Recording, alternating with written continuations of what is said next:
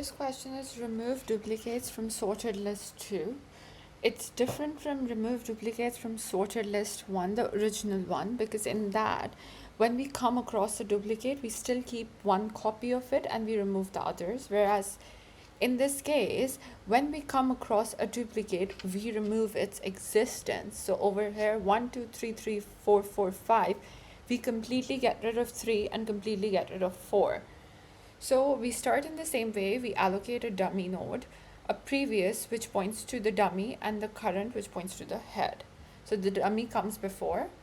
Now, while our current pointer exists, what are we doing? We are checking if the current pointer, um, if the current pointer, um, if the current pointer's value and the next value is equal. If it's equal, then that means it's a duplicate. So we need to get rid of it completely.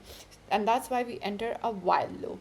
In this while loop, we again check until and unless, which means we will skip these values until and unless the current values the current value and the next value are equal. So we will just keep iterating without stopping. And in this while loop, we will set the current pointer as its next pointer. So for example, your current pointer is over here. You check, okay, is 3 and 3 current pointer and its next value is equal. If it is, you move the current to current dot next according to this line number 17.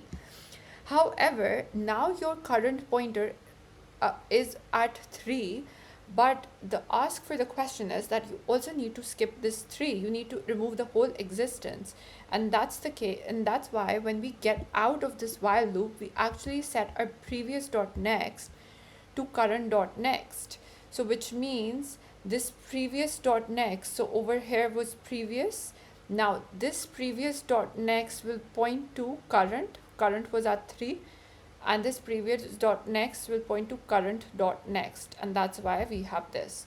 So previous then skips all past the duplicate. So until over here, until this while loop, we are still pointing at the last occurrence.